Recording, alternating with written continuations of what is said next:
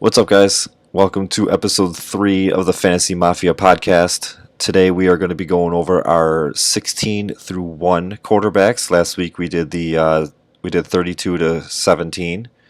So today we're going over 16 through 1. We got Jordan with his top 16, me with my top 16, and then we'll also mention Dog's top 16 because we started doing that last week. He went up to 20. So let's get it started. Jordan, why don't you kick us off with your number 16 here?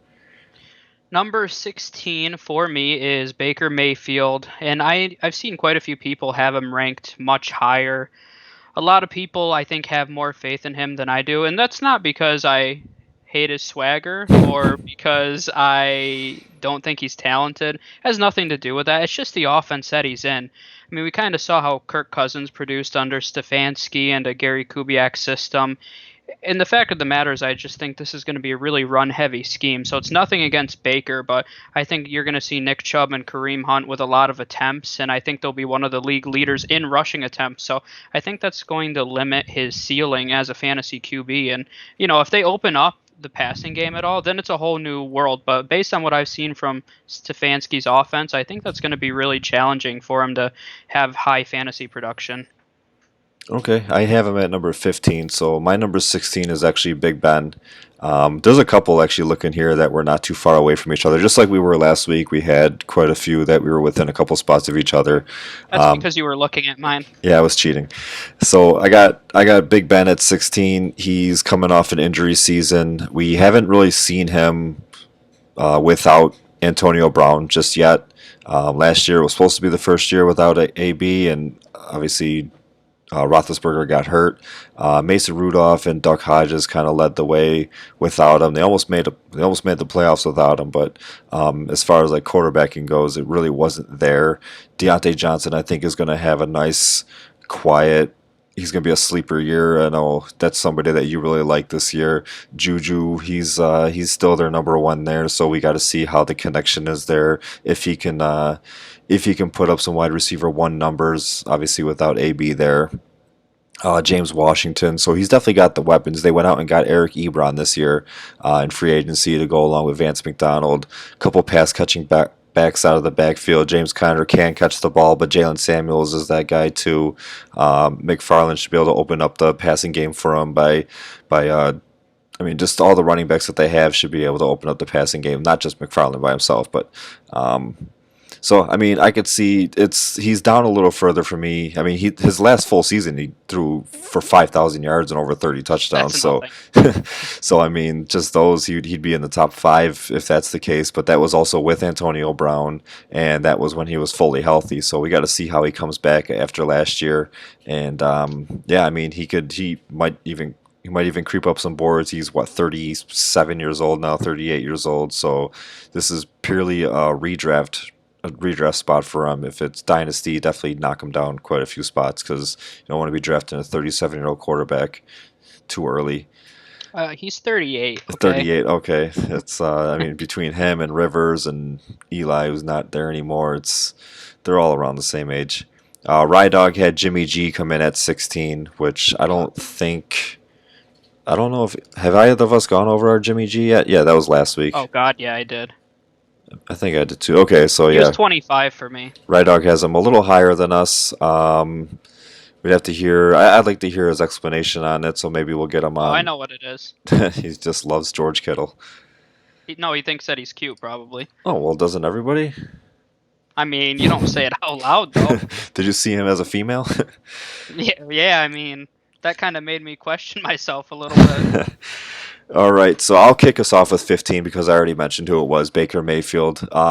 Basically all the same reasons as you, and he's got all the Poor weapons too. But we already saw what he can do. His rookie year, he set the rookie record for passing touchdowns by a rookie, and then last year he kind of just fell off a little bit. I think that it was more just not just from Baker, but like the whole team as a whole. They just thought that the AFC North was going to come easy to them. Everybody was hyping up the Browns. Now it's like, okay, they got slapped in the face with reality. Now Baker could just go out there, he could play football, and hopefully he could get it to his weapons. Keep Odell happy.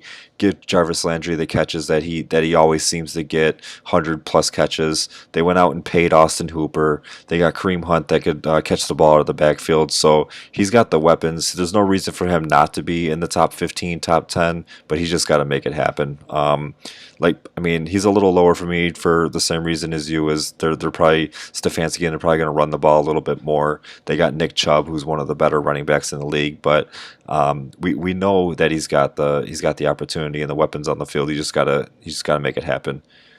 Yeah, and quickly, I want to mention I didn't really bring this point up, but the Browns gave a lot of attention to their offensive line this offseason Yeah. as well. So, and that's one thing in their favor. When you look at it, and I mentioned this with the Jets before, that they really focused on strong run blockers.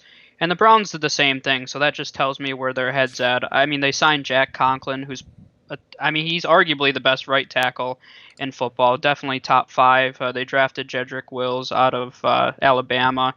J.C. Treader at center is one of the better centers. So their guards are a little questionable, but they really put some emphasis on that offensive line. So that's going to help that entire offense out as well. Yeah, that's just with pass blocking and run blocking too. So I mean, Nick Chubb definitely gets a boost just from all the offensive line help that they did. But just overall, I could see this team should be better. The offense should be better. The defense should be better. They still play in a tough division. Lamar Jackson is still. I mean, he's coming off his MVP season. If Ben Roethlisberger goes back to playing how we know that he could play, I mean, it's pretty crowded between those three teams. But yeah, I And mean, the key there was you said should multiple times. So I just should. yeah, that's I mean that's what it is when it comes to fantasy football, though, right? Oh no, I know everything that's going to happen. Oh, okay. Before you go into your 15, who happens to be my 14? So again, we're back Oh, to this back, is and boring.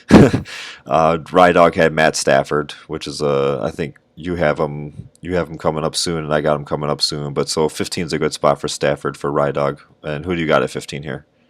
I have Drew Lock at 15. And the reason I have him and Baker back to back is I think they're actually in similar situations. And Drew Lock's been obviously getting a lot of attention this offseason with good reason. I mean, they have a ton of weapons and he has no reason to fail now. I mean, they have a solid offensive line, Melvin Gordon, Philip Lindsay in the backfield. Philip Lindsay I still think is very underrated overall, and but he's been slipping in drafts, and we'll see how that split goes with Melvin Gordon. But they also have Jerry Jeudy, Cortland Sutton, Noah Fant. They drafted KJ Hamler, who's a speedy slot guy, so lots of weapons for him. No, but it's one of those things, and I haven't really mentioned a lot of people talk about it, but Denver was 27th last year in pass attempts. They still have the same play caller. And fantasy for quarterbacks, in my opinion, is all about volume and opportunity. And I look at what offense they're in more than any other position in the NFL because, that directly relates to their fantasy production. So I think Drew Lock has all those weapons, and if they do become a more pass happy offense, then I could definitely see him being even higher than 15. But I still personally think that it's a little capped by the offense that he's in, number one. And then number two, he showed a lot of inaccuracies last year. That's one thing I'm a little concerned with. And a lot of people don't talk about that. People are, oh, Drew Lock's the next big thing. He's so exciting. But there was times last season where he was wildly inaccurate. And I mean, he still has the ability to hone in on that a little bit. But, that's still a serious concern. He is young, so it's not like his career's over yet. But I'm concerned with the offense and his inaccuracy a little bit. Career's not over yet, just getting started. I got Lock at He's no 14. Josh Allen. Oh, definitely not. He's more accurate than that. Josh Allen is my number one. We'll get to that soon. I got Drew Lock at 14, so right next to you. He's got all the weapons, like you said. He is a little bit on the inaccurate side, but he didn't start all the games last year, so he's now going to have a full. Hopefully, they could get some sort of offseason in there because he does have two new weapons there with Jerry Jeudy and KJ Hamler. I mean, we don't know what's going on with Deshaun Hamilton. He's probably being phased out. Might not even. We don't even know if he's going to make the team or whatever. But even with or without him, they got it. This is one of those situations where I think I'd be more comfortable taking the quarterback than one of the individual players because there's so many weapons to go around. So Drew Lock, he's going to go out there and have a lot of different people to throw to, even out of the backfield. Melvin Gordon could catch the ball, Lindsey could catch the ball. So I like him. It's just he's going into his first full season now, so we don't know how he's going to be. We saw, I mean, we saw Lamar going into his first full season, kind of take the league by storm. Patrick Mahomes was an MVP his first full season, his second year in the league's first full season. So, I mean, I'm not saying that Drew Lock's can go out there and throw 50 touchdowns, but You it's just said he's going to win MVP. yeah, that's no, my MVP is a little higher on this list. He plays for Arizona, um, but he's definitely got an opportunity and should do really well. Yeah, and I don't remember if I just said this to you or I actually said it in an episode or a live or I don't know. I can't keep things straight sometimes, but I mean, I mentioned I really like Drew Lock. I mean, I think that I just was a little negative and pessimistic about him, but I actually really like Drew Lock, and I mentioned before that he kind of reminds me of Brett Favre. Brett Favre was not accurate at all in the beginning of his career, or really at the end. I mean, he was kind of known for being a gunslinger, but Yeah. just the way that Drew Lock plays, I really liked what I saw. I mean, his teammates rallied around him. He had a good time. The whole team was having a good time. They were loose, and they were winning games at the end of the year. So not fantasy relevant, but just from an organizational standpoint, that's going to help them win games. Yeah, and that's I mean that doesn't really help you fantasy wise. You'd wanna you want your quarterback to go out there and have to throw the ball, and two cases are against the Chiefs. I mean, it's not the whole season, but two of those games he has to go up against the Chiefs. He's got to be able to put up some points. So, I mean, the Raiders they should be better. The Chargers. I mean, we're both a lot lower on Tyrod Taylor than a lot of people, and we don't know what Justin Herbert's going to bring. But if that offense goes lives up to potential too, then those games could be shootouts too. So I mean, you got 6 games right there that Drew Lock is going to have to sling the ball. So yeah, I mean, hopefully he comes out and gets the ball to his weapons. Jerry Judy is one of your top rookie draft receivers there. Cortland Sutton is going right around the Keenan Allen range in a lot of mock drafts, so he's definitely got the help there. And Noah Fant's another one of those guys that is going to be creeping up draft boards this year, and I think you like him a lot too. He's in that Deontay Johnson category for you. Yeah, I mean, the thing with Noah Fant, too, is he was a rookie last season, and tight ends historically are terrible as rookies.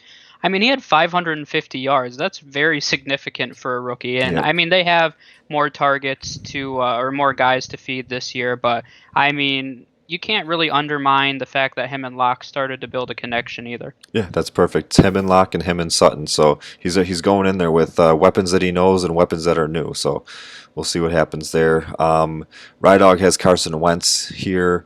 Now going into 13. Who's your number 13 here? Are you going to skip over 14? Oh yeah, I didn't talk sorry, about because 14 yet. you talked about Drew Lock. No, no, So no, no, no, no. It's fine. so Rydog's 14 is Carson Wentz. That was my 14 my 14 was Drew Lock. So now who's your 14? My 14, and I'm sure you have him a few notches higher, is Matthew Stafford. Love You know, him. I struggled with this ranking a lot because I feel like I'm disrespecting Matthew Stafford a lot here. And when I got to this point in my rankings, there was just no one that I could validate putting him above. I mean, I have Daniel Jones above him, so I guess I could have put him above Daniel Jones, but I really like Daniel Jones's rushing upside as well and going into his second year. So I mean, the thing with Stafford is, I mean, when he's been healthy, he's been a top 10 QB. So, it's hard for me to argue that he's outside the top 10 QBs. However, I think that the Lions' culture is a little different now than when he passed for 5,000 yards. I think that their defense is going to be a lot stronger, even than last year. I mean, he's had to throw for 5,000 yards throughout the course of his career just to keep them competitive. So I think their defense is better. I don't think he's going to have to chuck the ball. When I looked at Darrell Bevel's offense historically, he likes to be really balanced, if not a little run heavy. So, but typically it's almost a 50-50 split, which is something Stafford's really never had with the Lions in his career. So, I mean, with them selecting DeAndre Swift, once again, it's one of those things. I think maybe it signals a little bit of a culture change. I think Matt Patricia and the way that he wants to run that organization, he would prefer not to be a pass heavy team And I already mentioned Darrell Bevel, more of a balanced offensive coordinator historically, and that goes back to when he was with the Seahawks a little bit, improved defense. So I think that he's going to underwhelm people a little bit this season. That's not to say he won't have some big games. I see him as a high-end QB2. Maybe he makes his way into a low-end QB1 territory, but I just think the culture of the Lions is starting to slowly shift, and I don't think he's going to have to chuck the ball that many times anymore. Yeah, and like you said, I do have him a little higher, so I'll talk about him when we get to him.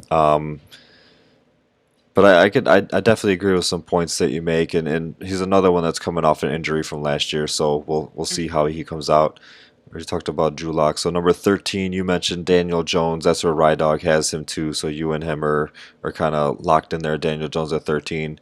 I have Aaron Rodgers here at 13, and which actually in 12 team leagues, that's outside of QB1, which is gonna shock a lot of people. But you're right after me at he's QB 12 for you.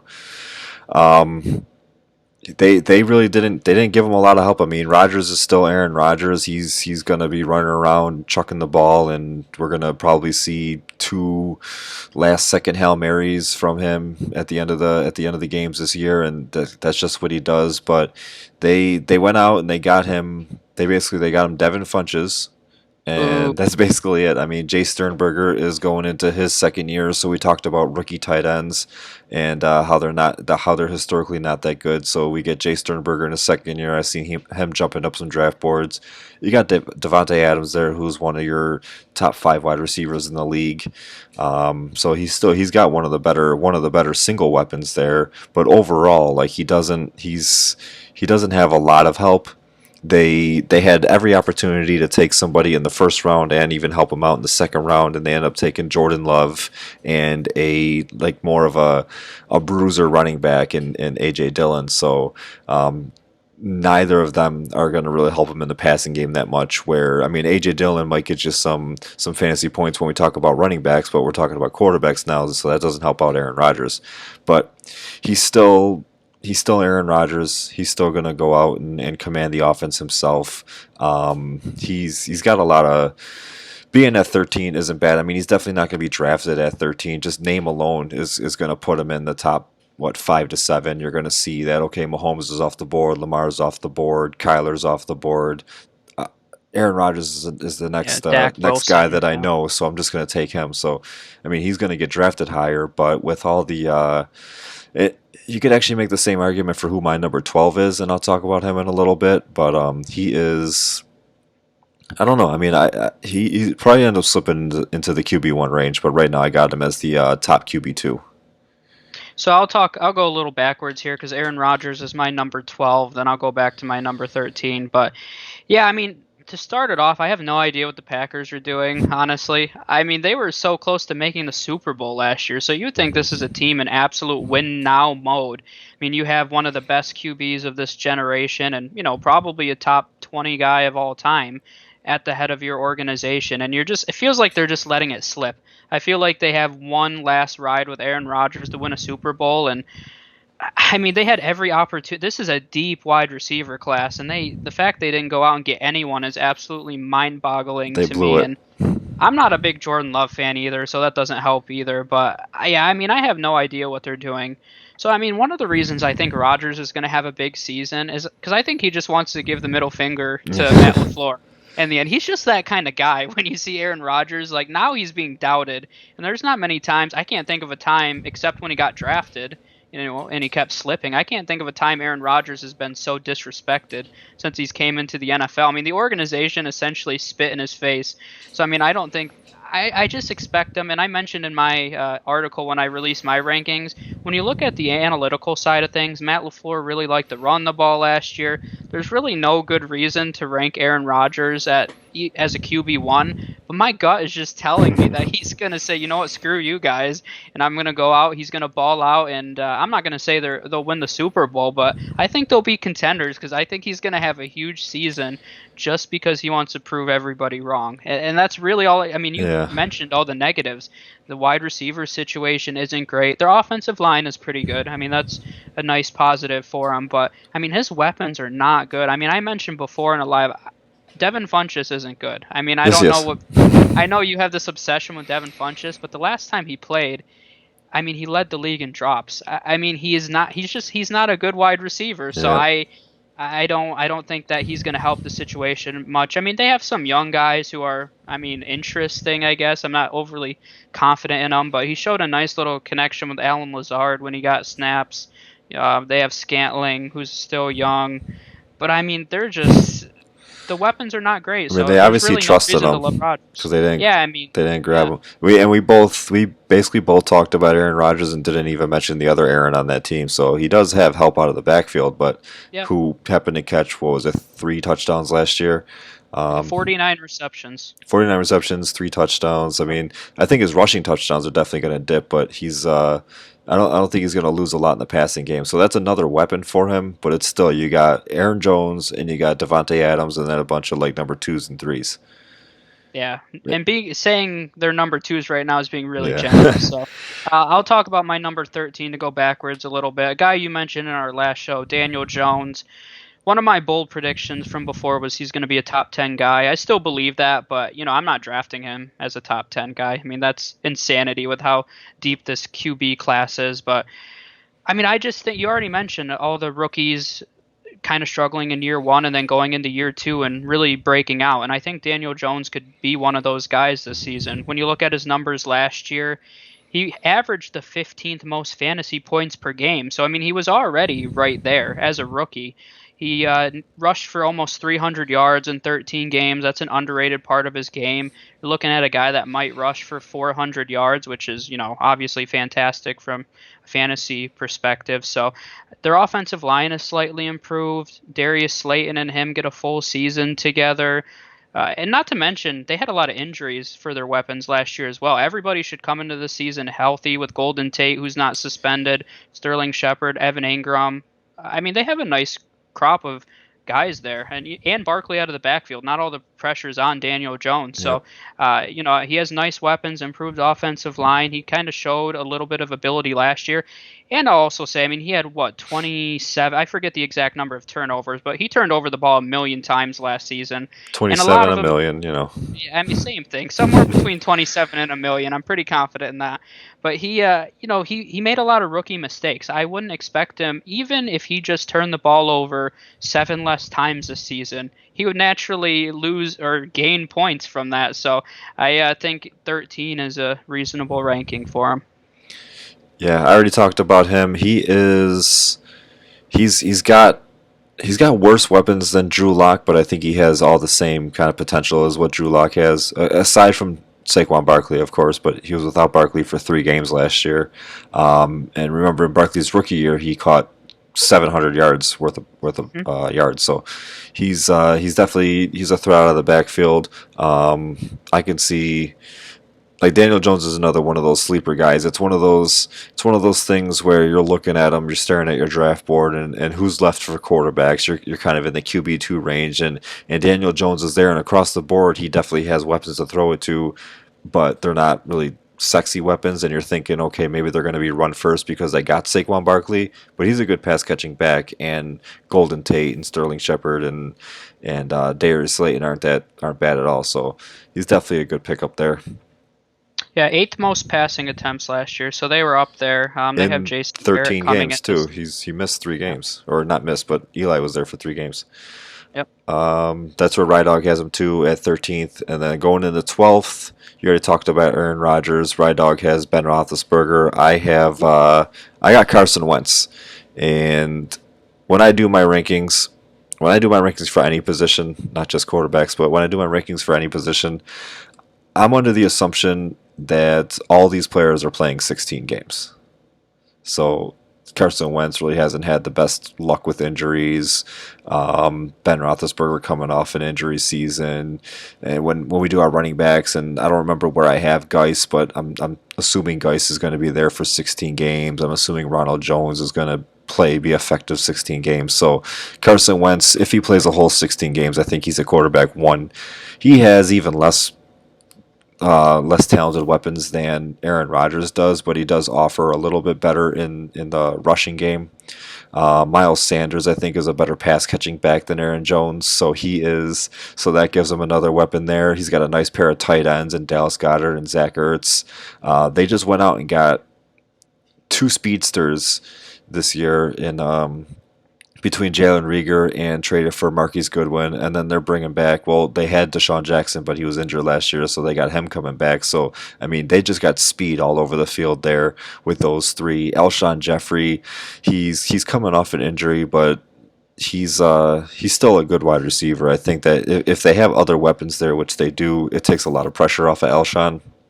So Wentz definitely has a lot of opportunities there to spread the ball around and get his points. He was on an MVP pace a couple years ago.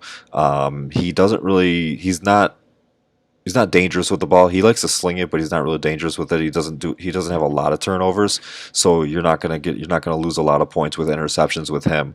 But he just I mean the biggest thing is he has to stay healthy. But you could say that for anybody. We were talking in our chat, and one of our guys brought that up too. That it's kind of unfair to bring that up because every single player in the NFL is an injury risk. Some have the injury history, but I mean you could have somebody like Tom Brady who's he's missed one season in his whole career, 20 years, and he hasn't had an injury problem since then. And but he could go out with a knee injury tomorrow, and miss the season. So like Carson Wentz, yeah, he hasn't had the best of luck with injuries, but if he's playing all 16 games, I think he's a QB1. Yeah, and I agree. I have him a few spots higher, so I'll talk about that in a minute. Going into 11, Rydog has Aaron Rodgers, so we both already covered him. Um, I'll continue because I got Matt Stafford. You already talked about him, so I'll go with my 11 is Matt Stafford. He is. You bring up a lot of good points about them going more like 50-50 running and passing, but I mean, he's one of those guys that you can't just take the ball out of his hands. Basically, you're not gonna I mean, you can. well, yeah, you're not gonna Literally, you slow can. you're not gonna slow him down. You're gonna he's like a Philip Rivers, where Rivers he just wants to stand back in the pocket and just chuck the ball. That's what Matt Stafford is. He's a gunslinger. He's got Kenny Galladay. He's got Marvin Jones. He was on pace for 38 touchdowns last year before he got hurt. Over 5,000 yards. So not saying that pace is going to hold up, but he's you're not just gonna tell him here hand the ball off to Kerryon Johnson and DeAndre Swift, and DeAndre Swift is a better pass catching back too, so that's more points for him out of the passing game too. But I think that, and this is another one of those teams that has a second year tight end in T.J. Hawkinson. We could see a big year from him. They went out and got Geronimo Allison from Green Bay, so they got a nice slot guy there. So he's got weapons. We've seen him with our own eyes throw for over 5,000 yards in a season before. We've seen him hit the 30, 35 touchdown mark. So I think that that's another one if he stays healthy the whole year. And he hasn't really had an injury history. Like last year was one of his worst injury years. He had close to or even more than 200 straight games played without missing a game. So he's not injury prone per se. He's just coming off an injury season, so that's where it's going to scare some people. But I'm still like, if Stafford's there, I'm taking him. Yeah, no, and I was looking quickly to see. He played 1, 2, 3, 4, 5, 6, 7, 8 straight years of 16 games. Yeah, like he had. He wasn't really close to breaking or beating any of the straight games records, but I know that he did have a nice streak going Yeah, until he got hurt. it happens. Yeah, so number 11 for me is Drew Brees. And I really feel like he should be higher, but I guess I'm not overly high on the older QBs, I guess. A lot of them I have kind of in this range. I like the young upside guys. That's my personal opinion, and I've talked a lot about. I think Drew Brees is a very safe QB1. I mean, if you had to make me bet on one guy that will be a QB1 this year, I mean, obviously you have the top guys like Lamar and Patrick Mahomes, but outside of that, Russell Wilson I would put in there as well. He's usually very consistently. I mean, it's Drew Brees. I mean, I would say with almost 100% confidence, if he plays a full season, he's a no doubt QB1. The Saints like to chuck the ball. This is probably going to be Drew Brees' last or second to last year. I think they're going to try to be a little more balanced. They were slightly more last year. I'm not overly confident in Kamara, but I just can't rank. For me personally, there's nothing to hate against Drew Brees. I guess I don't have a lot to say about him. He's got solid weapons. They added Emmanuel Sanders. He's got a nice offensive line, a good offensive scheme. I think he's a very safe QB1. And if they decide to keep chucking the ball the amount that they have in the past, he'll probably be a top 5 guy. But to me, he's a very safe option. He's the kind of guy I like to take Drew Brees.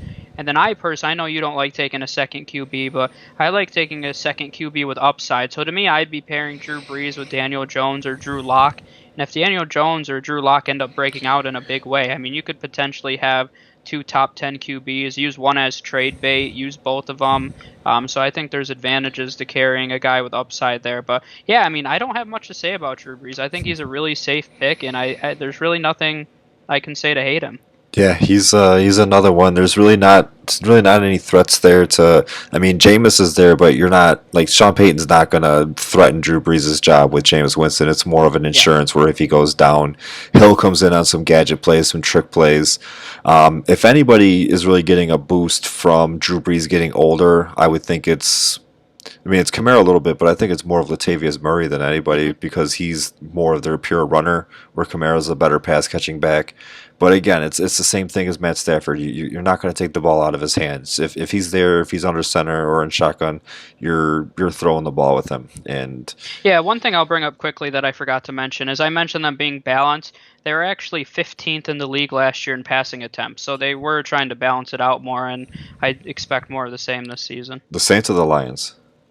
The Oh, Saints, okay, yeah. So they're even with balancing it almost out, like exactly in the middle. his numbers have dropped since we're used to. I mean, he owns the record for most 5,000 yard seasons in his career, but he's still a threat to be a QB1 as long as he plays all the games. Jameis isn't stealing his job. I Uh, don't know. We have a QB controversy. yeah, we're just creating one right now, a three-way QB controversy because you think Taysom Hill is a Oh, QB. I love Taysom Hill. He's the future of the Saints still. No, um, and forgot to mention Adam Troutman too. They went out and drafted him, solid tight end. Rye Dog has Aaron Rodgers at number 11. Coming in at number 10, we all actually have the same player. I think Oh, this is the only spot on our list where I think we all match. Because cheers. even 1 and 2 were a little different. So nope, we match at number 6 also. So this is one of two spots that we all have the same player, and it happens to be the oldest quarterback in the league. Thomas Brady, yep. Tom Brady I coming in mean, at so number the thing 10. for me, I know a lot of people are hating on Tom Brady this year because of his age and blah blah blah. We all love to hate Tom Brady. I mean, I feel like that's just anyone that's watched football in the past 20 years, that's just in our blood. You hear Tom Brady and you instantly get angry. I mean, it's just if you're a football fan, a non-Patriots fan, I suppose, that's just in your blood. But the thing is, in Bruce Arians' offense, I mean, they chuck the ball. I mean, that's what Bruce Arians does. They're going to be top 5 in passing attempts because that's what a Bruce Arians offense does. So based on that volume, he's going to be a QB1 if he plays. And I don't know why I'm saying if he plays all 16 games. He but he's going to be a QB1. That's the fact of the matter. You can hate the guy, you can love the guy, it doesn't matter. In that offense, that is the most pass happy offense in the entire NFL. They were, I think, 4th last season in passing attempts. Yeah, and it was really close. They were all within like point 0.1 of each other. So, I mean, them and Atlanta are probably consistently the most pass happy offenses. And you can throw the Rams in there with Sean McVay now as well. But I mean, he's going to have a ton of volume. So you can hate him, you can love him, but the fact is he's going to be and he has fantastic weapons. Yep. I'd be crazy not to mention Mike Evans and Chris Godwin. Out of the backfield, he's got some guys that can catch the ball now as well with Keyshawn Vaughn. Ronald Jones, under the radar, caught a few passes out of the backfield last season. So he has Gronk now, O.J. Howard, Cameron Bray. I mean, you name it. You can't hate them. Their offensive line has improved. They went out and drafted a guy in the first round. So you can hate Tom Brady, but his fantasy prospects are bright. Yeah, the biggest knock that he gets is that they say that he's lost a little bit of arm strength, which might be true. And in New England, he really didn't have to chuck the ball downfield a lot because Edelman was his favorite guy over the middle. So that's where Chris Godwin comes in. He doesn't really have, and Gronkowski too, but he doesn't really have your James White kind of back in the backfield. It could be Rojo, it could be Keyshawn Vaughn, but I mean, I don't know if we're going to see another James White type. But you need with the weapons that they have, you don't need to have a James White. You already mentioned you got Chris Godwin, Mike Evans, O.J. Howard, Rob Gronkowski, the two running backs back there. They went out and got Tyler Johnson in the draft late. I think he could be a solid slot guy. He's a guy where I know we talked about. When did we talk about him? We talked about him either on a live or another podcast that or it might have even just been in our chat. But he can be a guy that, I mean, Chris Godwin's probably going to see a lot of slot time, but if they run 3, 4 wide receiver sets, Tyler Johnson in the slot, that's a perfect spot for him. There's no other team, there's no other team in the league that drafted that would have benefited more with a Tyler Johnson than Tom Brady and the Buccaneers.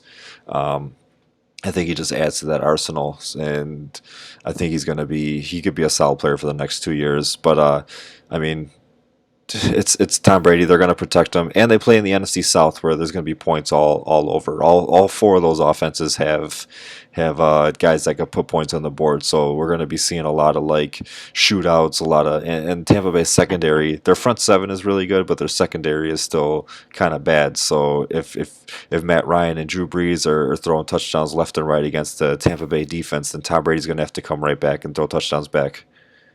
So it's funny you mentioned the offense because I have the passing attempts up in front of me right now, and Atlanta was number 1 in passing attempts, Carolina number 2, and Tampa Bay number 4 last season. And then the Saints are down there a little bit because they started to run a Yeah, little bit more. One thing that I didn't mention that I wanted to mention was damn it, I just forgot what I wanted to mention. it Oh, wasn't important. no, it was like so they're replacing Jameis Winston with Tom Brady. So even if you get the same touchdowns out of Tom Brady, 30, which I mean it might be a little high, but with the weapons there, Not in that offense. Yeah. you're not going to get 30 interceptions from Tom Brady. So Right. you're gaining points right there.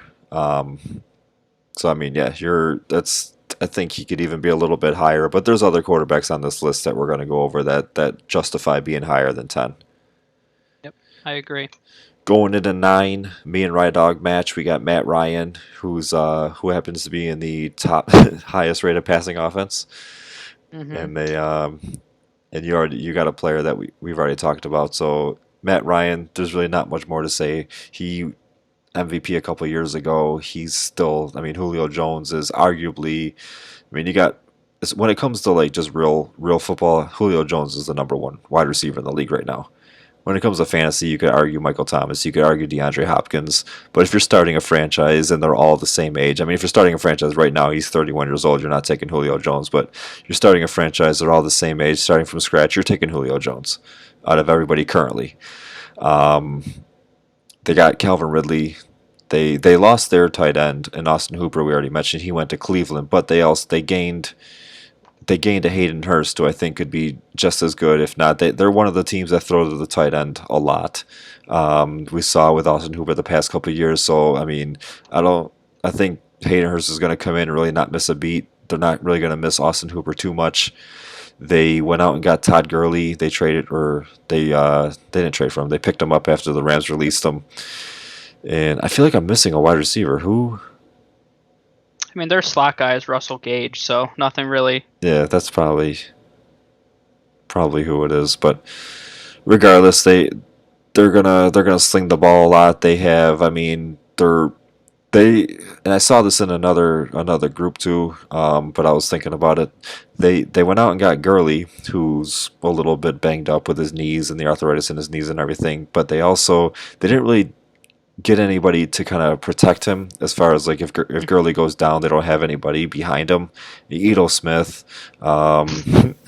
Quadriolison, so it's none of those guys are Oh, stepping Brian in. Hill. Brian Hill. Yeah, but none of those guys are stepping in and basically putting up Freeman numbers or Gurley numbers or Coleman numbers when he was starting for them. So that's they either have a lot of faith in Todd Gurley staying healthy or they're just gonna just sling the ball over the place. I mean, it's pretty clear to me that they're probably going to take one of the top running backs next year. Yeah, I mean that's definitely possible. And what did Gurley signed 2 years, right, or one? 1 year. One. Yep, Okay, 1 year. so or they could just go after Kareem Hunt. That might be a Yeah. possibility there. Yeah, I people and I've talked about that a few times, but he's a huge buy in dynasty leagues for me. People forget how young and how good he was before he got released by the Chiefs. And I don't think you mentioned Matt Ryan yet. You got him a little higher, so Yep, when you get not to him, first you'll though. talk a little bit more. But you got Carson Wentz here at 9. Yep, I have Carson Wentz at number 9. I mean, for me, so when I looked at it, and you've heard the joke a million times that he had practice squad wide receivers last season, which is true. At the end of the year, it was embarrassing the guys they were running out there, and they still made the playoffs. So that's good on Doug Peterson. But I mean, the reality was he was QB 9 last year. With all those things considered, you already mentioned he has more weapons this year. Not that they're incredible weapons, but Carson Wentz likes to chuck the ball down the field, so Rieger fits in perfectly with that. You have Deshaun Jackson healthy. They actually drafted a few more wide receivers. Guy John Hightower, same thing. He's just a burner. I mean, they have a bunch of burners now, and then Goddard and Ertz underneath. So I kind of like the style that they have right now. Another big factor for me too is they have the number one offensive line statistically in the NFL. They did lose Brandon Brooks, who was a Pro Bowl guard for him. He's already out for the season, so that hurts them a little bit. But they have great depth on that offensive line, so it's one of those things we don't talk about a ton in fantasy, but it's super relevant. I mean, they were number one no matter what metric you go by. If you go by Pro Football Focus, Next Gen Stats, anywhere you look, the Eagles' offensive line is rated number one, so he has that going for him. And I think for me, it's just the fact of the matter. He was QB 9 last season, so if he did it last year, there's no reason that he shouldn't be able to repeat what he did last year. Yeah, and one little stat, and we've seen the meme or whatever you want to call it floating around, is he threw for 4,000 yards and didn't have a wide Yeah. receiver over 500 yards. It could happen His again. tight ends went over 500, but he did not have a wide receiver over 500 yards while throwing for 4,000. So that just shows that he can get the ball to almost anybody, just chuck it all over the place. And like I said when I talked about him, he doesn't really turn the ball over too much. So you're not losing your 2 or 3 points, whatever you get for interceptions there. Yeah, and you mentioned earlier too, but he was going to win MVP the one year he tore his ACL. I mean, people talk about how injury prone he is and yada yada, but I mean, he is that good. I mean, he is an MVP caliber quarterback, and Hmm. all of a sudden people are starting to question, like, is he that good? I mean, Carson Wentz is that good. This is a guy that can be a top five QB in this league. It's just a matter of can he stay on the field, and when he does, I mean, I think he's easily. I would probably have him in my top five talent wise. And speaking of MVPs, why don't you jump into number 8 here? Number, oh my gosh, what a tear! That's the worst segue in the history of segues. And yeah, my number 8 is Josh Allen with that stupid logo you have in the background. But I don't know yeah, if I it mean, shows up on here, so you I can't say that. honestly wanted to rank him lower, number 1, just to mess around with you. And number 2, seriously though, I mean, the Bills don't chuck the ball around, and I've already mentioned it before that I mean, fantasy is all about volume, and more specifically, that's relevant for QB. So he's not going to have as many opportunities as other guys. You know, they're going to have probably a bottom 10 or so passing offense in terms of attempts. But he's also going to run the ball. I don't think he's going to have quite as many touchdowns this year with Zach Moss there. I think he takes some of those touchdowns away from him. But I mean, he'll still run for 500-600 yards. I mean, that's just his style of game. So to me, it's mostly that rushing floor that he offers. And under the radar, I mean, I really like the Stephon Diggs acquisition. I think based on Josh Allen's downfield, he likes to chuck the ball downfield, not accurately, but he likes to throw it down there. And I think Stephon Diggs fits perfectly with his style. So if they can build a nice little connection, I really like that Allen Diggs connection. But to me, it's mostly because of his rushing floor. Yeah, that Diggs acquisition, I think everybody here in Buffalo was pretty pumped about it. The only thing that sucks about it is it happened the same day that Hopkins got traded, and Yeah. Hopkins got traded for a lot less than what Diggs got traded for. So it's getting a little bit of a bad rap that way. But overall, I mean, it was a position of need. We were able to go into the draft and not have to worry about who we taking at 20. At the time, we picked 22nd Hmm. before we got rid of it to Vikings. But who are they taking at 22? Are they taking a wide receiver here, there? Are they taking them in the second round, third round? Grabbing Diggs kind of answered a lot of those questions, obviously. And then, yeah, just it's when I get to Allen, which is not too much further away from you, so it's not like I have him super far up my board. I actually got him in the next ranking. So, but for the third time in a row, me and Rydog match. My number 8 is Drew Brees. I kind of chimed in a little bit when you were talking about him, plus a lot of the stuff that you said I agree with too. There's not really much more that I could add to it. I mean, the one weapon that you forgot to mention was Adam Troutman, but again, we already mentioned rookie tight ends twice now, so this is now time number 3 where they're not really too relevant in their rookie year. So who knows how he's going to be. Drew Brees really doesn't use the tight end that much. He hasn't used the tight end that much since Jimmy Graham, even Jared Cook the past couple of years. He's he's been a decent streamer option if you're looking for a tight end, but not as reliable as you'd like him to be. So we don't know. I mean, we don't know how Troutman's going to be, but that is another weapon to add to the arsenal there. That's where For Rydog sure. has him. Coming in at number 7, that I have Josh Allen. Rydog has Josh Allen here too, so Yep. we match again. I guess we're You just twins. copied each other. Yeah, number 6 we match too. So, but yeah, I mean, I could see. I agree with the point where you said that he's probably going to lose a couple rushing touchdowns to Zach Moss, but the threat is always still there. The rushing yards are always still there. 600 rushing yards. Sean McDermott he comes from Carolina, obviously, and in Carolina they had Cam Newton, who's the same size as Josh Allen. They had a nice run game. I think Josh Allen has better receiving options than what Cam Newton had when he was in Carolina for a couple of years, but you always notice that and McDermott wasn't on the offensive side of the ball at all, but I think a lot of his offense is being molded after what they did in Carolina, and you would always see them ground and pound their way down the field with Cam Newton, with Jonathan Stewart, with D'Angelo Williams, and then it's either Cam Newton or Mike Tolbert taking it in for the end zone, getting those Stupid vulture Mike touchdowns, Tolbert. and that's exactly. I mean, that's what Josh Allen and Zach Moss are going to do. So, I mean, the threat's always there. Diggs definitely opens things up. John Brown had 1,000 yards receiving last year with Josh Allen. So, and this is another one of those teams. Like, this is now the fourth time we're saying it. A second-year tight end coming in with Dawson Knox. And so, I mean, he's got weapons all around. Don't forget about Cole Beasley in the slot, John Brown, Stephon Diggs. So it's I don't want to get super homer, super biased here, but I definitely like the weapons Too all late. around for Josh Allen. And and we got your number 7 here.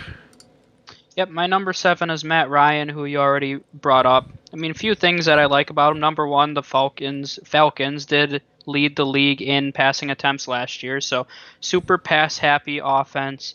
And I think that their defense is arguably the worst defense in the entire league. So I think they're going to, similar I mentioned with Matthew Stafford earlier when he had those 5,000-yard seasons, he had to chuck the ball. I mean, that's going to be Matt Ryan this season. That defense does not look fantastic to me. So I wouldn't be surprised if they led the league in passing attempts for a second consecutive season. I mean, Todd Gurley is one of my favorite players of all time, but his career's over. I mean, I'm just going to say that. I don't know. I won't go on that rant right now, but I think Todd Gurley's career is pretty much over at this point. I don't have a lot of confidence in him at this point, so it's mostly just the volume for me. You already mentioned the weapons earlier. Julio and Ridley are arguably the best 1-2. I'd put Mike Evans and Godwin ahead of them, but one of the top two wide receiver duos in the entire league. Yeah, not many better duos out there.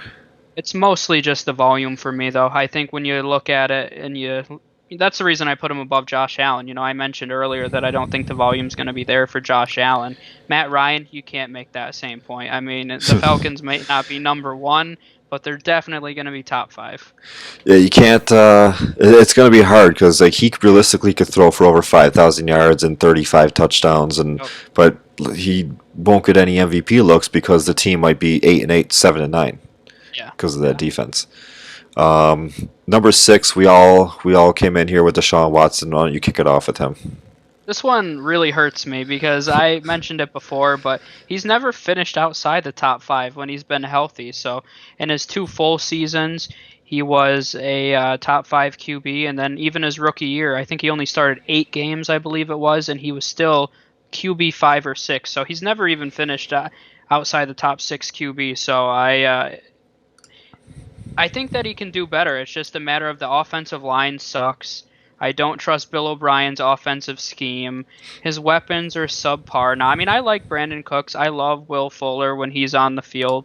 Will Fuller's shown a lot of big playability, and I would love to see Will Fuller play 16 games just to see what kind of stat line he could put up because I think he has all the potential in the world. But, terrible offensive line, a terrible coach. The only reason he's this high, though, is because he's Deshaun Watson. Yeah, I mean, he's that talented. I he's a mean, to gamer. me, he is that entire franchise, that entire organization. If they lose him in free agency, I mean, they are going to be a very depressed organization for years because I think they're kind of taking him for granted.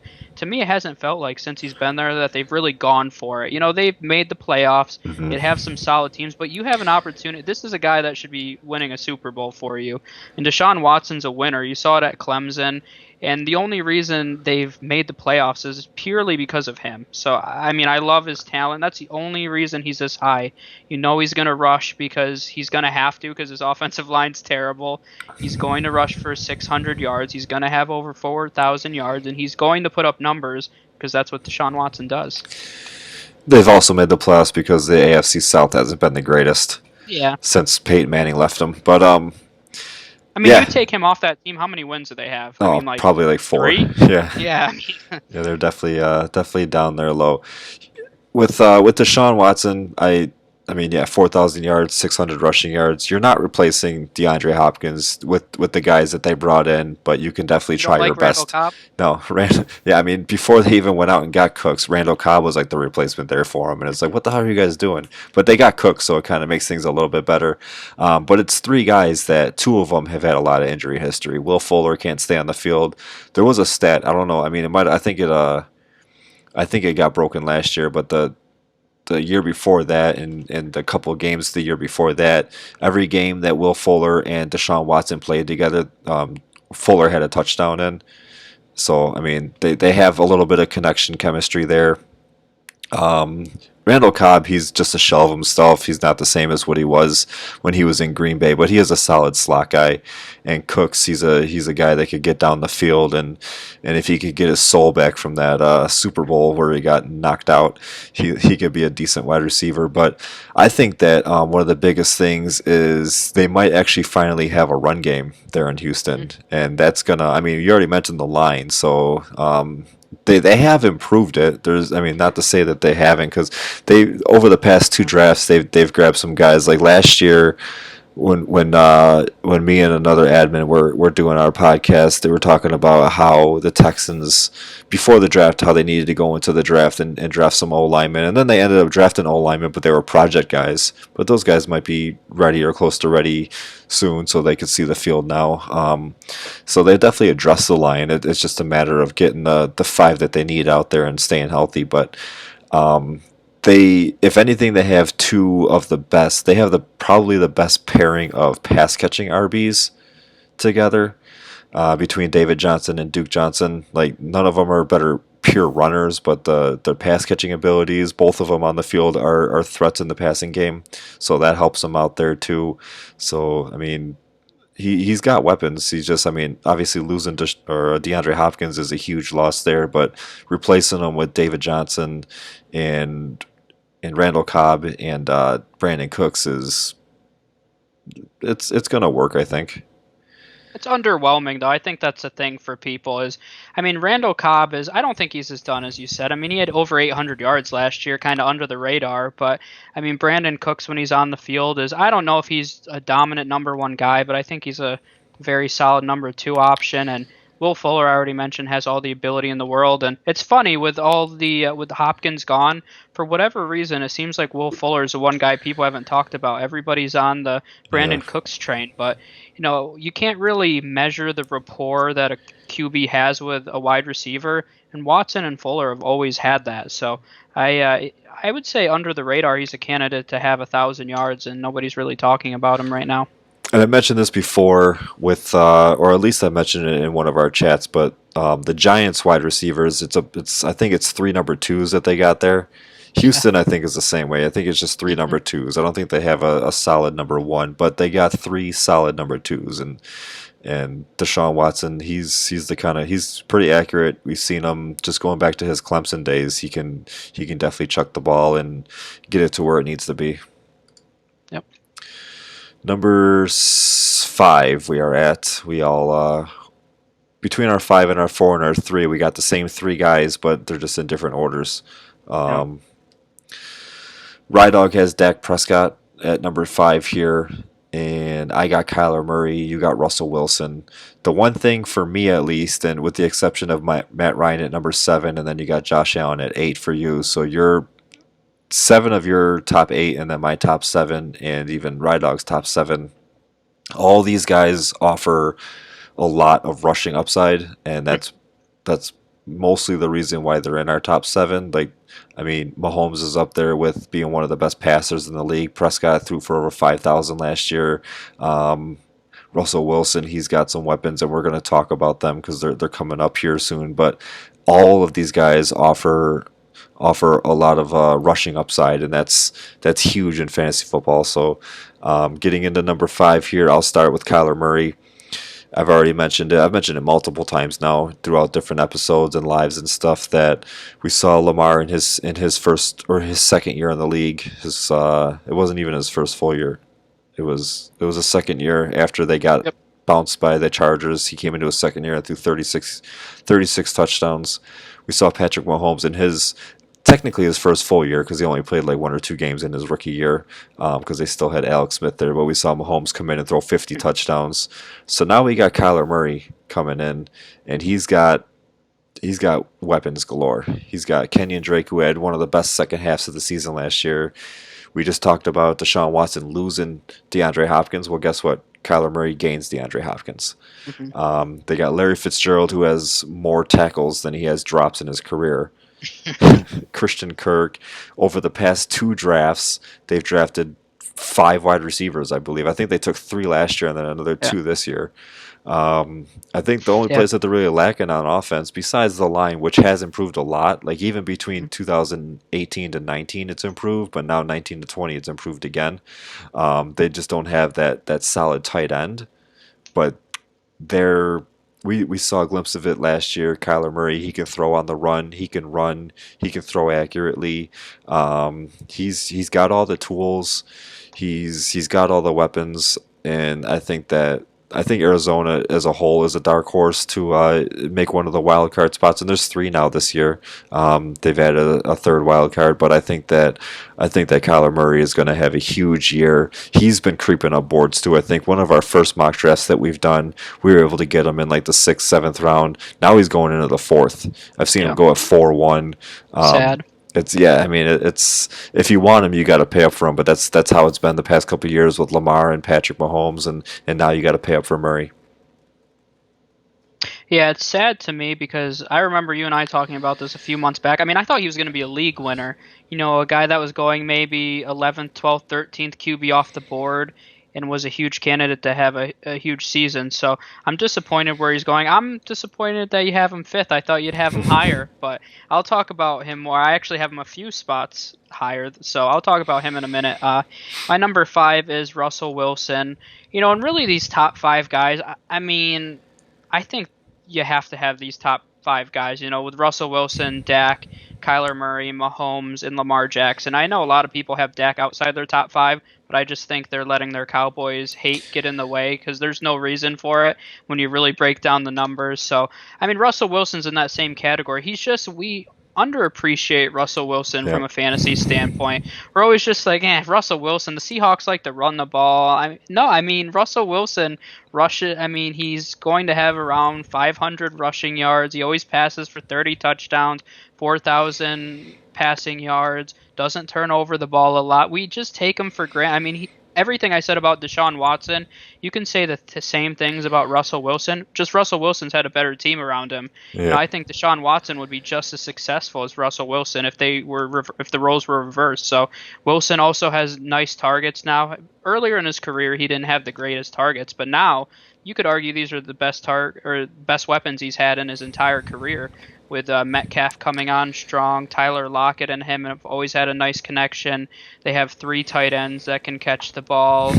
So I mean, there's nothing to hate about Russell Wilson, and I've seen him outside the top five a few times, but you already mentioned it. He has great rushing upside, and that's really the difference for me between these top six guys and then Josh Allen.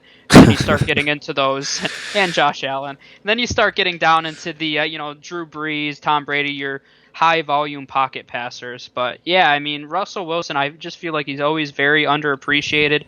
And I see him slip sometimes because everybody wants the sexy names of, ooh, I want Mahomes and Lamar and Murray. And I see Dak go ahead of him, Deshaun Watson. All of a sudden, people are like, yeah, I like Josh Allen because he's younger. And I'm like, I mean, Russell Wilson is still a top five QB. Yeah, when you think about Russell Wilson, and a lot of people are fixated on the past, it's like, okay, I mean, you obviously see it in the numbers. He throws for 4,000, rushes for 500, throws 30 touchdowns. But it's like the 2012, 13, 14 Seahawks. You think of rushing offense, and you also think of the Legion of Boom. You think of that defense. That defense is not what it used to be. So they're going to have to pass the ball more, and Russell Wilson is going to benefit from that, obviously. And that's where I have him coming in at number 4. I got Russell Wilson here, and that's where Rydog has him too. So Russell Wilson, you touched on a lot of it. Metcalf is one of my favorite receivers. I loved him back in college. I wanted the Bills to grab him last year I at wonder number, why. oh yeah, six. What is he? 6'4", 6'5". I wanted the Bills to grab him last year at number 9, but Ed Oliver ended up slipping, so they took him, which I was still a little upset about. But he came on really strong last year. Tyler Lockett, he's a like Tyler Lockett came into the season as the number 1, but I think Metcalf now is. I think Metcalf is the number 1, and Tyler is a solid number 2. He's like a 1B. I never would think that Tyler is the alpha. He's always been the 1B to me, and even when Baldwin was there, there's been talks about, and I know they're just talks, but there's been talks about them talking to Antonio Brown, so that's another one. Josh Gordon, now that the drug rules are a little bit different, they changed those up, or they're not testing, or whatever the rule is now. Josh Gordon, possibly, he the last team that he played for was Seattle, so that's another possibility there too. So that offense before the season starts could be better just by signing one of those two guys. But even if not, you already mentioned the 3 tight ends, and then Tyler Lockett and DK Metcalf. Yep. All right, your number 4 I'm assuming. is. Wait? Why am I going all out of order here? It's like I'm assuming we have the same one, maybe. No, okay. I talked about my number 4. You haven't. You did. We're on the Dak Oh, Prescott oh, for right, you. right, right. Yeah, okay. Yeah, my number 4 is Dak, and I kind of briefly mentioned it already. If you have Dak outside of your top five, you just hate the Cowboys, and you're being unreasonable, in Mhm. my opinion. I mean, the Cowboys, on paper, in my opinion, are the most talented team in the NFL. I mean, I really believe that. They have one of the best offensive lines. You look at it with Amari Cooper now, CeeDee Lamb, Michael Gallup, Blake Jarwin, who knows what he can be. But, I mean, their defensive line, they signed Aldon Smith, who was very dominant before he had his problems with drugs. So, I mean, their defensive line is loaded. They've made some improvements to that secondary. They Lost lost Byron by Jones. they lost Byron Jones, but their safeties are better now. We'll see how. One of the things that I've always said about defenses too is if They win you have a championships. strong, they have yeah, well they do win championships. I love offense and defensive line, but I mean, if you have a strong defensive line, that can shield a poor secondary. So I think that they are in that category. So we'll see how that secondary shakes out. They do have some question marks there, but they're my underdog candidate to make it out of the NFC this season. So I have them and the Saints in the NFC Championship. But yeah, so I have Dak number 4 overall. And a lot of people, I mean, he has probably the best trio of wide receivers in the league. I'd give Godwin and Evans edge as a duo, but CeeDee Lamb, in my opinion, was the best wide receiver in the draft. It was interesting. I saw just today that during his entire college career, he didn't drop a pass over 20 yards. I don't know if you saw that meme, but Yeah, I've I never saw seen that. that. That's a really interesting statistic, and he just has sure hands. I mean, he's a dominant alpha number 1 receiver in my opinion. So now with him and Amari Cooper, that could end up being the best duo 2 or 3 years down the line here. So I mean, he has a fantastic duo, and I mean, I guess it went under the radar, but Dak threw for 4,900 yards last year. I mean, I just don't hear people talking about that. He almost threw for 5,000 yards, Hmm. and his weapons are better. I've always said that the Cowboys were a coach away from winning a Super Bowl, so Jason Garrett's gone now. Mike McCarthy has won a Super Bowl before. We've seen what Aaron Rodgers has done with Mike McCarthy, and I expect Dak to have another huge season, and I don't think there's any reason to have him ranked outside the top five. Yeah, and that's I have him coming in at number three for a lot of the same reasons. I mean, we're gonna agree between our top. I mean, like I said, and going even back to last week's episode, we've had a lot of our players were within a couple spots of each other, and for all the right reasons. We have a lot of the same. Like I mean, you look into offensive schemes and mindsets and all that stuff and coaching a lot more than I do typically. I mean, I still do, but not as much as you do, not as in depth as you do. But we're still like we're, even after all your research and my research, we're still coming out with almost the same numbers and the same projections and the same stats and all that stuff, and that's why our rankings are a lot similar. And with that being said, like my Dak Prescott at three is not really too far off from your Dak Prescott at number four. I mean, any one of these, like I think one and two are pretty self-explanatory. Even we don't agree on one and two; they're Hmm. flip-flopped. But between like three and six, we're pretty much within a spot of each other, and for all the same reasons. And that's the same thing. Like who did Dallas really lose this year? Jason Witten, and that's it. Randall Cobb. Oh yeah, Randall Cobb. But they replaced Randall Cobb with CeeDee Lamb, so give me that Yeah, slightly 11 better. times out of 10. Um, yeah, I mean Amari Cooper signed that deal. We got Dak Prescott, who, as of this is being recorded, he did sign his franchise tag tender. So even like when we did the rankings, when we originally ranked these, Prescott wasn't at the time wasn't signed or he didn't sign the tender. So, but we still put him in at our top three, top four because when he's on the field and if he's on the field, he's gonna be in that range. There's just no question about it. The only reason he's not gonna finish that high is if he gets hurt, and he hasn't really had a bad injury history. His first 3 years in the league, he averaged he actually was right at 6 touchdowns rushing a year. I think his first 2 years in the league, he was 22 passing and 6 rushing, and then his third year, I think he jumped up in passing touchdowns, but he still had Hmm. 6 rushing touchdowns. So like you're almost it's one of those things, and I talked about it on another podcast with Mike Evans. It's like if you're going to guarantee anything, you could pretty much like project out Mike Evans just based off what he's done his 6 years that he's been in the league. You're looking at about 69 catches, just over 1,000 yards, and 8 touchdowns. With Dak Prescott, you're like guaranteed 6 rushing touchdowns because Yep. that's just how he's been. Mark it down. Yep, mark it down. We'll give him an extra one. Actually, we'll give him seven.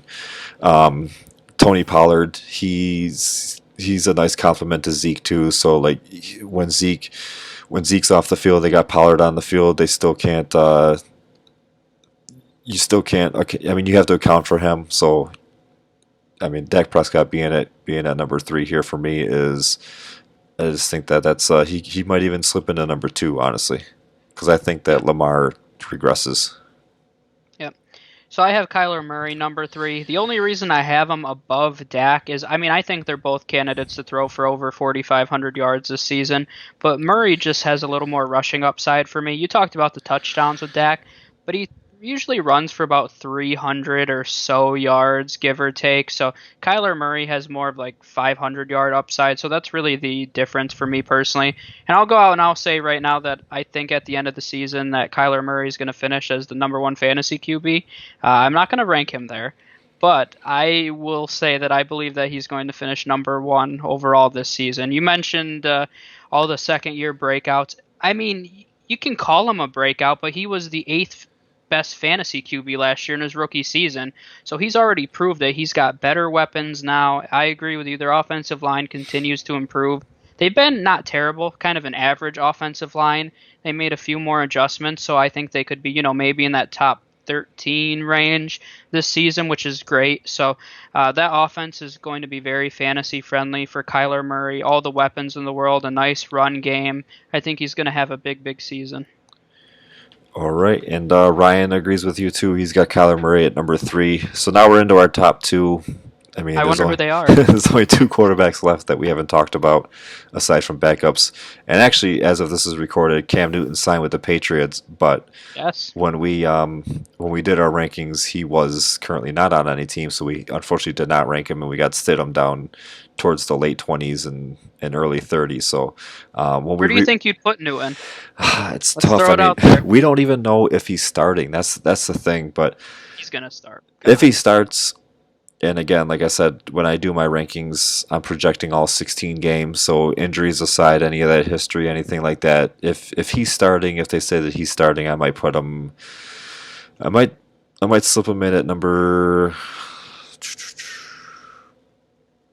I don't know, maybe like 12, 13, right around like Carson Oh. Wentz and Aaron Rodgers. Oh, that's pretty high. Yeah, I mean, I'd have him at 18. 18. Where do you got Yeah. 18 right now? Joe Burrow, Jared Goff. Yeah. So I'd have him just above those guys, just based once again on the rushing upside, and I'd put him ahead of Joe Burrow because I feel like that's just respectful to Cam Newton. I mean, he's proven what he can do in this league, and he has huge rushing upside. And I mean, I like him in there. I think that that's about the range you'll see him go, is in that 18 or so range. Actually, I'd probably put him 17. I'll put him ahead of Gardner Minshew, even though that hurts me. I'll but I think that's about where he'll go in drafts, and I think that Josh McDaniels is a very creative offensive mind. Terrible head coach, great offensive mind. There's a big difference there that a lot of people don't see, but he's a great offensive mind. He's going to get creative in using Cam, and I think Cam's in for a nice season. Sorry, Bills. I said a few weeks ago they weren't going to win the division, and now I stand by it. Nope, I don't believe it. I still think the Bills are going to win the division. It is funny though. Before we get into these top two, while we're on the subject of Cam, like how I'm in a, and you've probably heard of it, and any listeners might have heard of it. I'm in a group called Bills Mafia, and there's 150,000 members in there. So like It's nothing. you're getting opinions every single hour about different things that happen, and you're getting like, I mean, people are asking if you like ranch or blue cheese on your wings, and it's just like during the off season it's terrible, and then during the season it's like after a game, especially after a loss, it's terrible. They try to pinpoint every single spot why we lost the game or whatnot. But obviously, with that really being the only NFL news that's happened the past couple of days, it's 40,000 people are posting it in there, and like you're getting everybody's opinions on each thread, and it's like, does it affect the Bills? It does indirectly, but at the same time, like we only have to worry about the two games that we play against them. At this, we're still going to go into the season with the offense that we have, with the defense that we have, and I think our defense is actually, especially with the losses that New England took, with Kyle Van Noy and Danny Shelton and that other guy. Who was the other linebacker?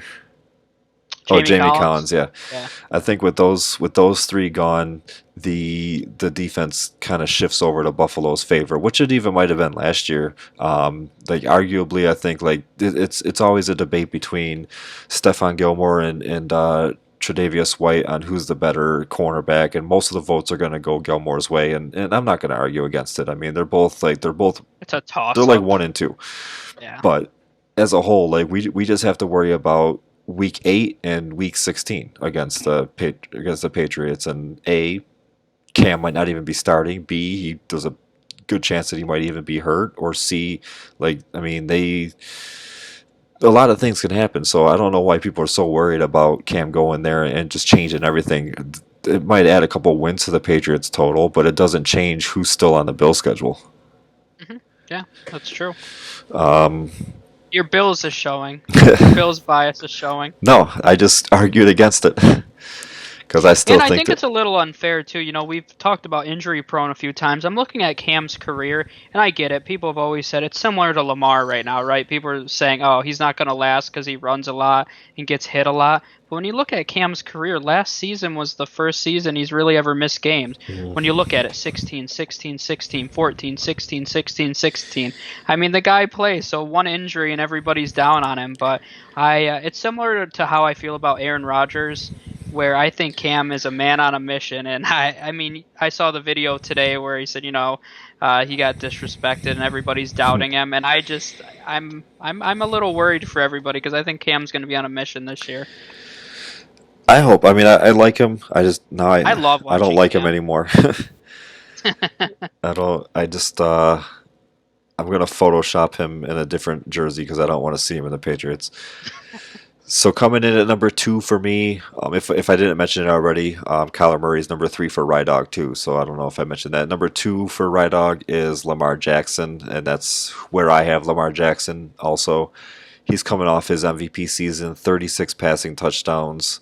Um, I don't have the numbers in front of me. I think it was over 1,000 rushing yards. I don't remember how Well, many over 1,200. 1,200 rushing yards. I don't remember how many rushing touchdowns he had, I but think 8, I want to say. he's definitely gonna. There's definitely gonna be regression there. There's no doubt about it. I think he's around like the 28 touchdown range. I think his rushing yards comes down a little bit. They did go out and get J.K. Dobbins. Mark Ingram was a solid running back for them last year. They still got Gus Edwards. So, as much as like Lamar is gonna tuck it and run himself, he's still gonna get close to 700-800 yards rushing. Still going to get into the end zone with his legs. He's still going to throw the ball to Mark Andrews, get it to Hollywood Brown. So he's still, I mean, he's going to be a top three quarterback as long as he's healthy. I guess he hasn't really missed any games, so that's nothing to worry Oh, about come yet. on. But That's so unfair. Come he's on.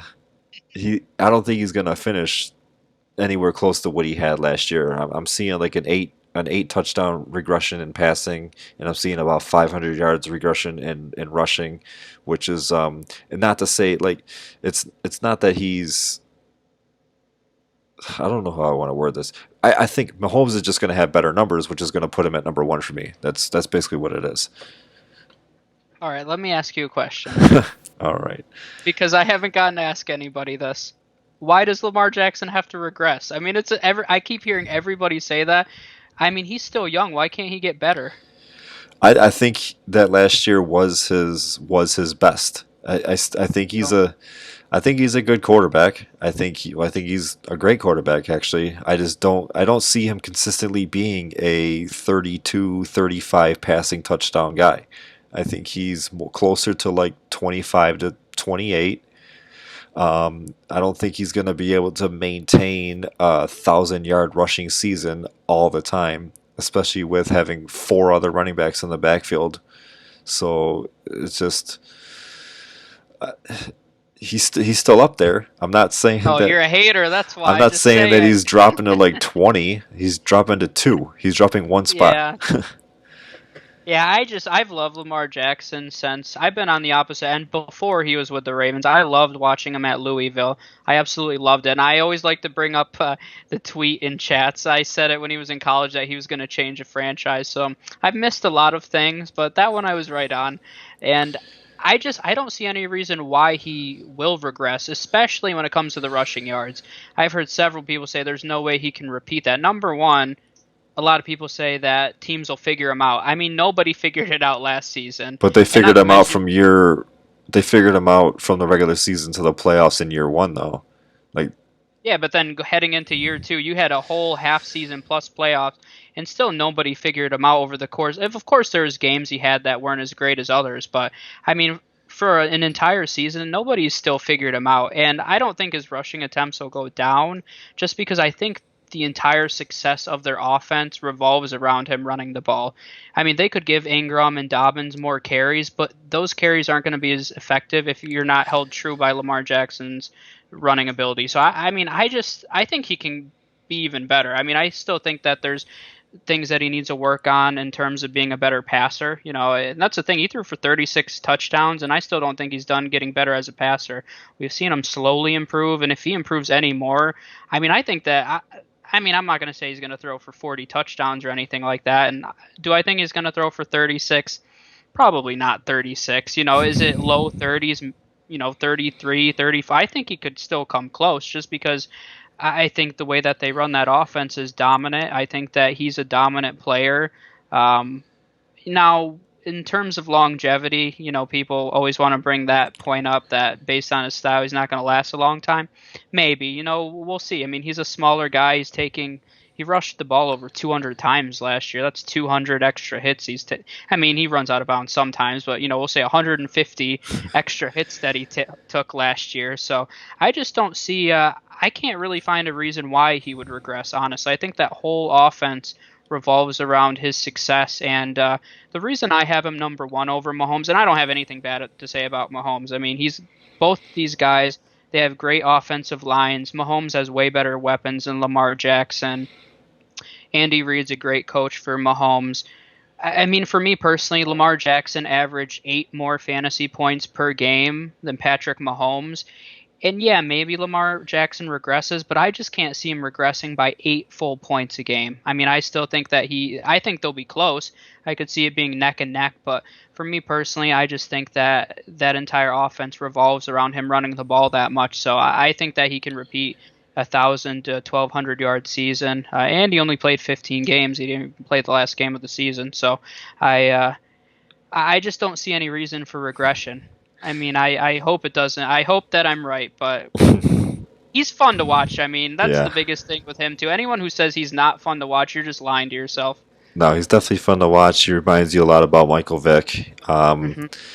Mahomes also missed 3 games last year, and he also, when he came back, he had like 1 or 2 games where he didn't have a Mahomes type game. Like he threw for, instead of throwing for 400 yards, he threw for 200 yards and 2 touchdowns instead of 4 touchdowns. And it's like, well, oh great, Mahomes lost a step now, and it's like those are still solid numbers for a quarterback, but it's not what you would expect out of Mahomes. So I think that, I mean, I don't know. I mean, I just think that Mahomes is gonna he's gonna go back up. He's gonna be around like the 30, 32, 32 touchdown range. He offers that rushing upside. That the one area that Lamar Jackson is gonna probably beat Mahomes in is rushing, but if they're both playing all 16 games or even 15 games and sitting out the last game of the season, I think that Lamar's passing is enough to put him at number one, or not Lamar. I think that Mahomes' passing is enough to put him at number one over Lamar, and Lamar at number two. Within, like, I mean, like even 30 points is fair over the course of the season. Yeah, I mean, I think it could be really neck and neck. I mean, I think it could be less than a point difference. So, well, I mean, either way, in the end, you can't go wrong with either one of them. If we're talking dynasty, Mahomes is the way safer bet, because Mahomes is putting himself at risk for more injuries just because he's getting hit more. So, I love Mahomes. I don't have anything bad to say about him. I guess I love Lamar Jackson and his upside. I don't think he's done getting better, and I think that he. Even if he does regress, I think he'd have to regress significantly to even fall to the top two QBs, honestly. Yeah, there's if he takes a huge point regression, it's because of injury. It's not because of anything else. Yeah. So that wraps it up for quarterbacks. Next week we will work on our running backs, and there's a lot more running backs, but so we might split it up over either 3 episodes, or we might have to cut it off somewhere and say, all right, we're only going to do the Move it top. along. We're only going to do like the top 30 or so, but it's tough because even in the top 30, you're not really talking about handcuffs, or maybe we'll just break down the teams. Maybe we'll go from 32 to 16 as far as like running back tandems. So we'll figure it out, but we'll get the running backs talked about between the next like 2 or 3 weeks. So yeah, I mean, any just going over, and if you want to bring up any from last week either, is there any that really surprise you more than any other between? We'll just go to my list because I ranked Everything 37. surprises me about your list. All right. No, the few, interesting ones that I think we differ on the most that'll be just fun to track throughout the season. I think I have Gardner Minshew much higher than you. I think you had him at like 30 or something I have him at ridiculous 80. like that. Eight, yeah, come on, come on. So I had and I've said before, I think he can finish as a QB1. I had him ranked 17th overall. I moved him down a spot for Cam, so I have him 18th, sadly, but still a little higher than other people have him. Another conversation we had last week was about Teddy Bridgewater as well. I think that's just an interesting situation to monitor overall because I love that offense. I think it fits perfectly for his style of play. I'm just questioning how much fantasy relevance it's going to have for him. So I think that's an interesting one to look for. Those are the big two that stick out to me. Yeah, I'm looking at the list again too. There's really not huge difference. I think aside from Gardner Minshew, I think the biggest difference that we have between each other is 5 spots, and even that's not too bad. I mean, Daniel Jones probably. you're looking at about what 50 points then over. I mean, Yeah. that's a gap, but it's not that bad. I mean, a couple of Rye Dogs rankings, his bottom couple are quite a bit off from where we have those same players, but I mean, still, like as we get into the top 15, we're around the same area. So it's not it's all about even. It's all about preference too. And as you mentioned, I think in last week's episode, you might rank somebody somewhere, but that doesn't mean that's where you're taking them specifically. Like Miles Sanders, for example, you might rank him as the number 4 running back, but it doesn't mean that you're taking him with the 4th overall pick. It just means Right. that you think he has the potential and he's going to have the workload to finish as the 4th best running back. And if he does, and you end up taking, say, a Michael Thomas with your first pick, and then you get Miles Sanders with your second pick, you're essentially getting 2 first round picks. So Yeah, yeah, no, and what I always call that a ADP inefficiency. So essentially, I think Miles Sanders is worth a first round pick, but if I see he's typically going around the second, there's value to be had there. So there we have it. That's our quarterbacks with last week's episode and this week's episode. 32 quarterbacks we ranked. A couple guys that neither of us mentioned. I mean, we mentioned them just throughout the episodes, but didn't really talk about them. Jameis Winston, Andy Dalton, who's backing up Dak Prescott, Jacoby Brissett, who's backing up Phillip Rivers, Justin Herbert, and Tua, who are rookies for their respective teams, the Chargers and the Dolphins. Those two guys they definitely have the potential to see a lot of playing time this year. Between Brissett and Dalton and Winston, it's really going to be injury. I really don't think we're going to see Rivers, Dak, or Breeze get pulled and Mm, benched. So That'd be crazy. those guys would have to suffer injury. Where Fitzpatrick and Tyrod, they're on shorter leashes because they Yeah, do have high rookie picks behind them. You went a little further than me as far as like ranking a couple, and yeah, you got Kyle Allen on your list, who's there now yep, with Dwayne Haskins. I actually think Kyle Allen has a chance to beat out Haskins in if there is a mini camp to as a starter there in Washington. Jalen Hurts, there's always the potential there because, again, we're going to bring it up, but Wentz's injuries, and then Marcus Mariota, where you also mentioned it last week when we talked about Derek Carr and how Gruden. You think that no matter how good Derek Carr is, or that he could be, that Gruden still wants to go get his guy. It's probably not yep, Marcus Mariota, but no. that opens up the door for Marcus Mariota to play some games if anything happens to Derek Carr. Yeah, and I think in the back of Gruden's mind, that could be a way to get phased out of Derek Carr. So if Derek Carr has back-to-back games where he struggles, all of a sudden he can put Marcus Mariota in, and then after that, it's easier to move on from Marcus Mariota, and Derek Carr slowly gets phased out of the entire offense, and then all of a sudden they draft a QB next year. I think that's a very viable situation. You already mentioned with Kyle Allen. I mean, if Dwayne Haskins continues to struggle, I mean, Ron Rivera has no ties to Yeah. Dwayne Haskins, so I think they would pull. I think Kyle Allen's definitely going to start a few games no matter what because I expect the Redskins to struggle this season. Jalen Hurts for me more. I mean, I love Jalen Hurts coming into this draft as well. I still think he can be a starting QB in this league. I'm interested to see if they drafted him strictly as a QB. Are they looking to use him in a Taysom Hill kind of role? If he does play a Taysom Hill kind of role, then that's kind of interesting. I also had Taysom Hill on this list just because this is one thing to watch out for. If you're in an ESPN league, Taysom Hill currently has tight end eligibility. So that's kind of interesting. One of those things to keep an eye out on. If Taysom Hill ends up starting because Breeze gets injured or what be it, I mean, you could start Taysom Hill at tight end. So, I mean, that's kind of Cheat that's code. happened a few times. Yeah, I mean that happened a few times. I remember. I think Jalen Samuel Yeah. he Yahoo did you could that. play him.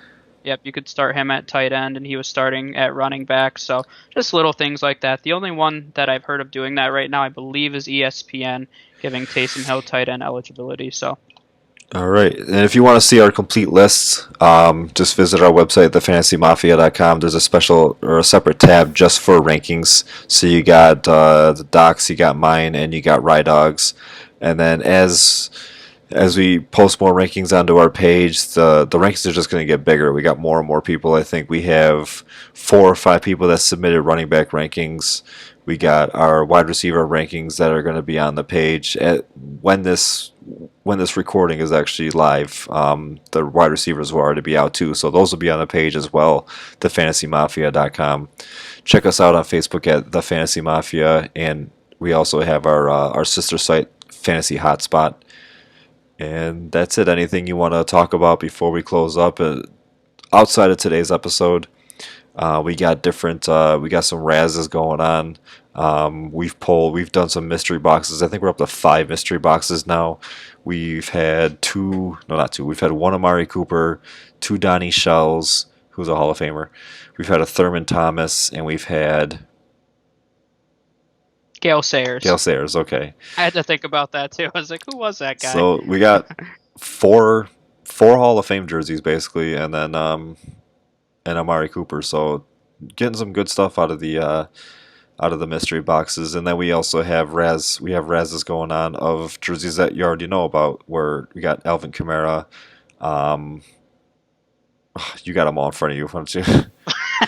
We Finish have a it up. Joe Mixon. We have AJ Brown from an Old Miss jersey.